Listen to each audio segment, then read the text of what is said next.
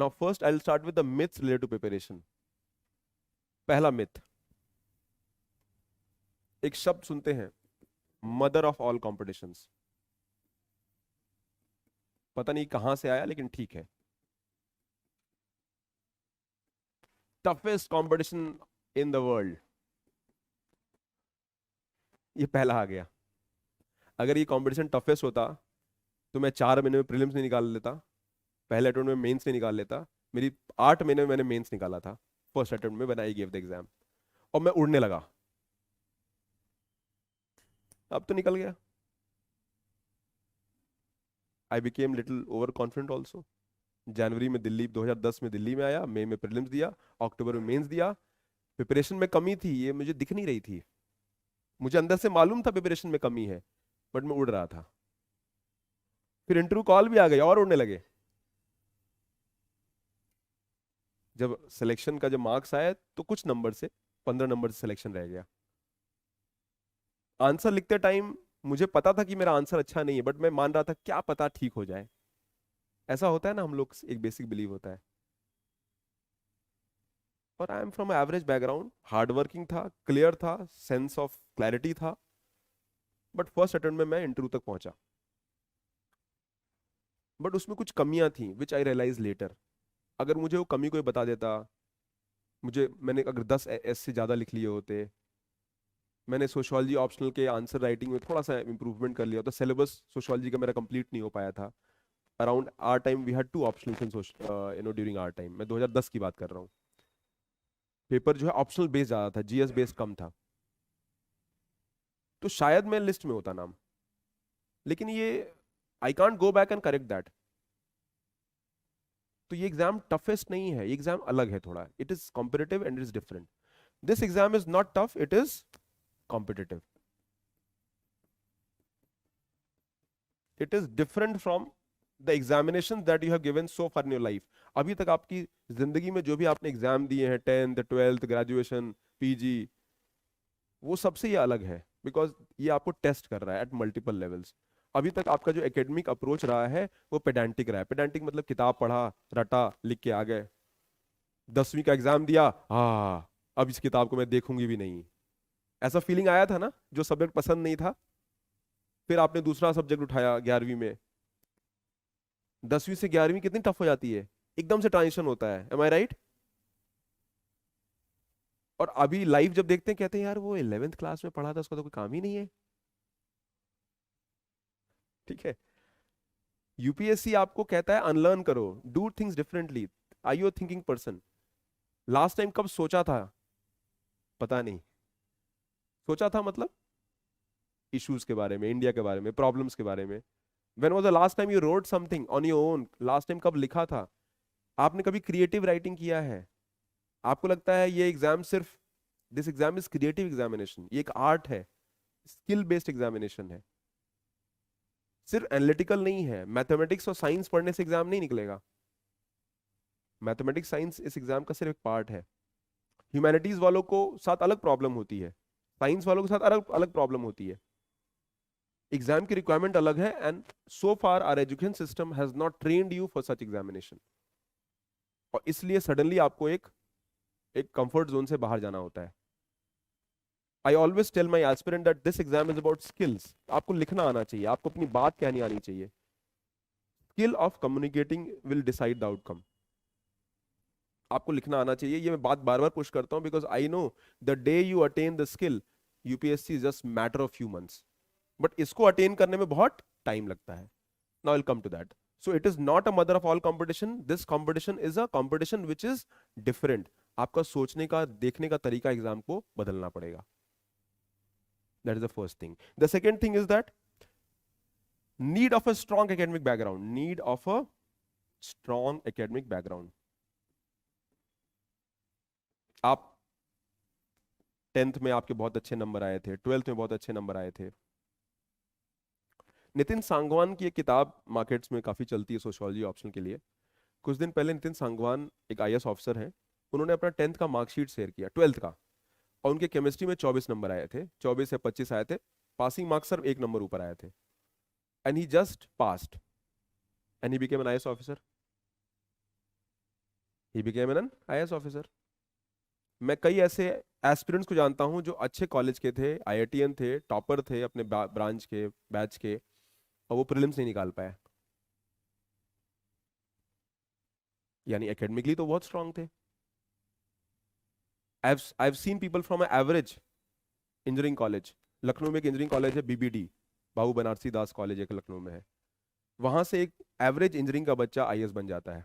नाम नहीं लूंगा मैं, एवरेज, क्योंकि एवरेज इंजीनियरिंग कॉलेज है, प्राइवेट कॉलेज है। तो there are people who make it in the examination irrespective of who they are.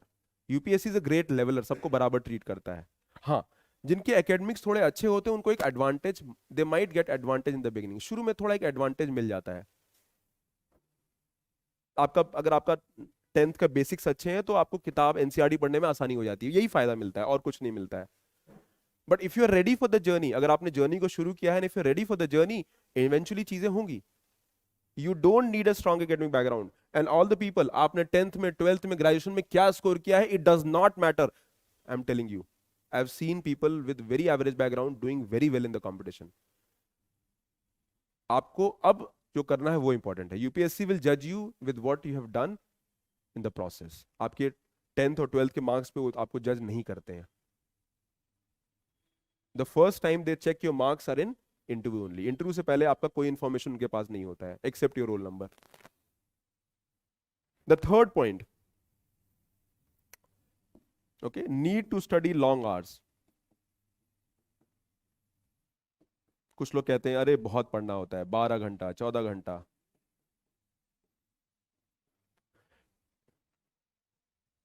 Well, you need to make an consistent effort, एक regular consistent effort करना होगा, but इस तरह का humanly possible नहीं है। Nobody can study for more then 7-8 hours consistently for long. कुछ लोग उसको 8 का 10 घंटा कर सकते हैं, but that is very rare. You can't study consistently for more than 6-7-8 hours. आप लगातार 7-8 घंटे ज्यादा नहीं पढ़ पाते हो। बहुत एग्जाम नजदीक आ गया तो स्ट्रेच कर लोगे 10 घंटा, 1-2 महीने की बात हो गई, but you can't have the same momentum. I personally believe that anybody including coaching 8 to 10 hours is what you require in the beginning. उसको बढ़ा सकते हैं बट बहुत ऊपर नहीं जा सकता, मे बी 1 घंटा बढ़ जाएगा। So take it as a process, जहां पर अगर आप कॉलेज में भी आप 7 घंटा 8 घंटा हम लोग पढ़ते थे, राइट, स्कूल में भी 7-8 घंटा पढ़ते थे ना, अब पढ़ते थे, बट यहाँ पे थोड़ा टारगेटेड अप्रोच हो जाता है। यू आर टाइम बाउंड, चीजें डिफाइंड होती हैं, तो थिंग्स थोड़ा बदल जाती हैं। तो this is the third myth, you have to study long hour. विश्वास मानिए, मैंने ऐसे लड़कों को देखा है जो 12-14 घंटे एफर्ट करते हैं बट उनका प्रीलिम्स नहीं निकलता है। It is not about the long hours, it is about the qualitative approach and it is about how you invest your time। आप टाइम को एग्जाम के हिसाब से कैसे इन्वेस्ट करते हैं, एग्जाम को समझना पहले पड़ेगा। You have to do the analysis of the requirements of the examination. As a mentor it is my duty and it is my responsibility कि आपको हम सिर्फ सिलेबस ना कवर कराएं, बट आपको एग्जाम के बारे में बताएं। हर 15 दिन पे, 20 दिन पे एक मंथन होना चाहिए। There should be self introspection, evaluation, मेरी प्रिपरेशन कहाँ जा रही है, are we on track. Defined parameters के हिसाब से अपने प्रिपरेशन को आप डे बाय डे बेसिस पे भी जज कर सकते हो। That is and that is what you have to do. Next जो मिथ है वो है वही 5 year plan, 3 to 4 year, 5 year plan लगता है प्रिपरेशन में। बहुत सारे टॉपर्स की जर्नी में लंबा टाइम लगा है, I agree with that, because शायद उनकी जर्नी शुरुआत में स्ट्रैटेजी सही नहीं थी, प्रिपरेशन में गैप्स था। कई बार तैयारी लोगों की अच्छी होती है, फर्स्ट स्टेज नहीं निकलता है। कई बार फर्स्ट स्टेज अच्छा होता है तो सेकंड स्टेज नहीं निकलता है। I you getting my point? तो if there is a holistic approach, exam निकलेगा, बट वो होलिस्टिक अप्रोच आपको डे 1 से पता होना चाहिए, so that you are working on the holistic approach. Inertia, बहुत सारी चीजों का इनर्शिया होता है जो हम नहीं करते हैं। Inertia of doing something and inertia of not doing something. तो एक एस्पिरेंट की जर्नी में मेरा मानना है कि द 2 to 3 ईयर्स का जर्नी जो है आइडियल होता है। This is the journey timeline we should have, और इसको आप कैसे इन्वेस्ट करते हैं दैट शुड बी इंपॉर्टेंट। अगर किसी कारण कोई कमी रह जाती है तो you can add 1 more year and leave the process. इसके बाद प्रोसेस को छोड़ दीजिए। बट अगर प्रोसेस आपका सही है तो लंबा जाएगा ही नहीं, मैक्सिमम 3 ईयर्स। मैक्सिमम अटेम्प्ट जो होते हैं सिलेक्शन के, they are in the second and third attempt. आप जितने भी एस्पिरेंट की सक्सेस स्टोरी देखेंगे, they are either getting selected in second और they get selected in the third attempt. तो आपका सेकंड अटेम्प्ट है, थर्ड अटेम्प्ट है, फर्क नहीं पड़ता है। बट अगर आपकी प्रिपरेशन स्ट्रैटेजी सही है and timing of preparation is right, even first attempt में निकाल सकते हैं। मिटुल डाबी मेरा स्टूडेंट है, 891 रैंक है उसकी, रैंक नीचे है, but he got selected in first attempt. सितंबर 2021 में आया था वो मुझे सितंबर 2021 में मिला था, एंड उसका फर्स्ट अटेम्प्ट में लिस्ट में नाम है। उसकी कोचिंग भी प्रॉपरली कंप्लीट नहीं हो पाई थी, बिकॉज सिलेबस, भाई सितंबर में आओगे तो फिर मई में तो एग्जाम आ गया, तो टाइम ही कहाँ मिला। जून को था लास्ट ईयर एग्जाम, इस साल फिर एग्जाम दे रहा है। Hopefully it will be better. मैं एग्जांपल दे रहा हूँ। There are people who crack in the first attempt. All India rank 5 Mayur Hazarika, first attempt. I think 17 rank, वो भी फर्स्ट अटेम्प्ट। तो आप जो फर्स्ट अटेम्प्ट वाले हैं उनको देखना होगा वो लोग क्या कर रहे थे, उन्होंने ऐसा क्या किया। They have to be bang on correct. उनकी तैयारी का अप्रोच सही होना चाहिए। We are here to find a right strategy and plan to crack the examination. आपका राइट स्ट्रैटेजी, राइट प्लान क्या होना चाहिए, हम उस पर चर्चा करेंगे। And then we have to go and sit with 1-to-1 to make your strategy which is as per your requirement. सबको एक तरीके से नहीं पढ़ा सकते हैं, अप्रोच नहीं कर सकते हैं। Are you getting my point? समझ में आ रहा है? ओके। नेक्स्ट जो मिथ है,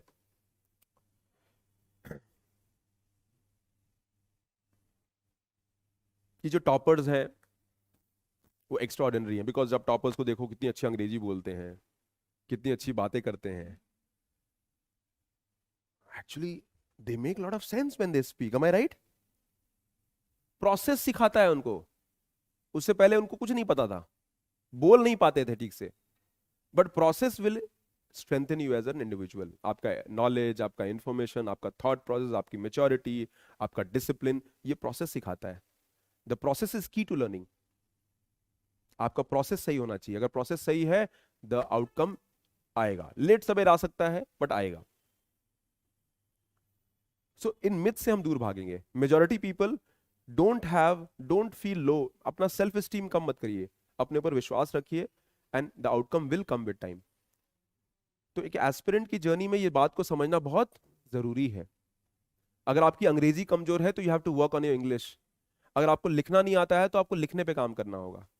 if you can't sit for long hours तो हमको स्टेमिना डेवलप करना पड़ेगा। अगर आपको 6-7 घंटा एवरेज कंसिस्टेंटली पढ़ना है, you have to make an effort to reach there. ये सब नॉर्मल है, and this is what you have to attain and gain with time.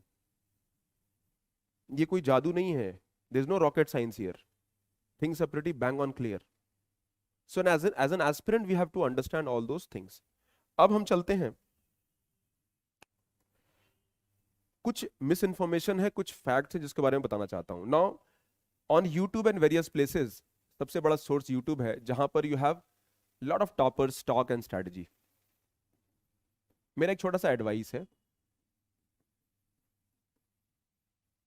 आप ज्यादा मत देखिए। अगर आपका मन भी है, watch 2-3-4 maximum. Don't watch all the strategy, because you will find some 40-45 strategies. किसी का फर्स्ट अटेम्प्ट में सेलेक्ट हुआ है, किसी का थर्ड में हुआ है, किसी का फोर्थ में हुआ है, कुछ लोग फिफ्थ में निकले हैं।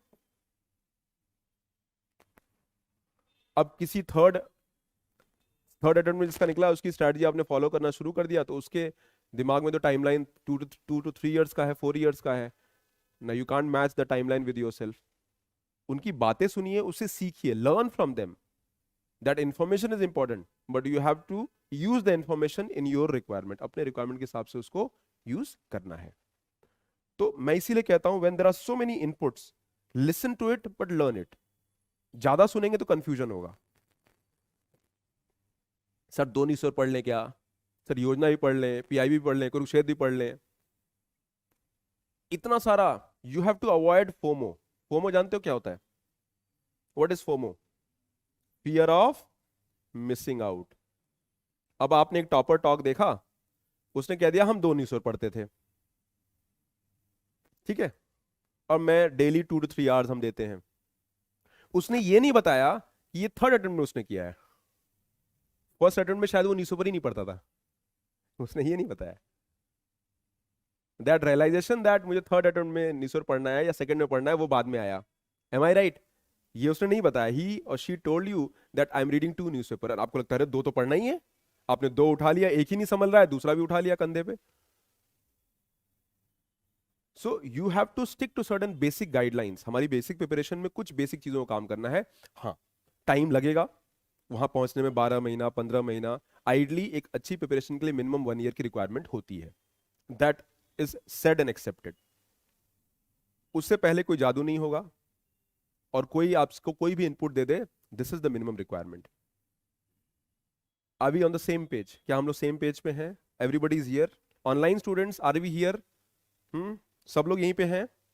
I hope you are listening.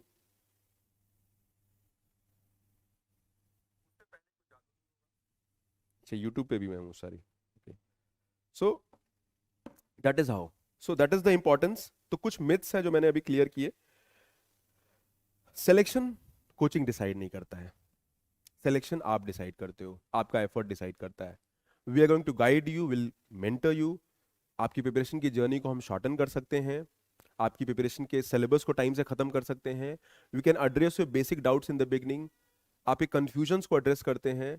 Will keep you motivated and glued to the process.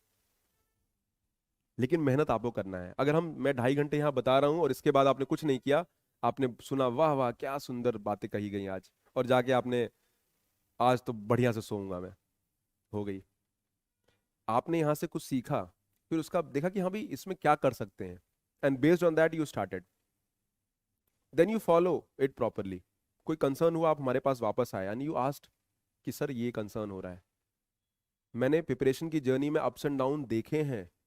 People, जितने लोग सेलेक्ट हुए हैं उससे डबल लोग सेलेक्ट नहीं हुए हैं इक्वली क्वालिफाइड। कहीं प्रिपरेशन में गैप रही है, कहीं नेग्लेक्ट रहा है, कहीं डिसरिगार्ड रहा है चीजों का, तब ऐसा हुआ है। यूपीएससी में सिलेक्शन तब होगा when all the points are going to converge and they will make sense. ये एक फाउंडेशन की मैं बात कर रहा हूं, मैं उनकी बात नहीं कर रहा हूं जिन्होंने प्रीलिम्स निकाल दिया है, मेंस निकाल रखा है एक बार। उनके लिए अप्रोच अलग होगा। एज अ बिगिनर हमारा अप्रोच क्लियर कट अलग होना चाहिए, because we all are beginners, and as a beginner I need to ask myself कि हमारी प्रिपरेशन में क्या होना चाहिए। Okay, so we have to be conscious of this fact, और जब कॉन्शियस होंगे तो चीजें अपने आप काम करेंगी।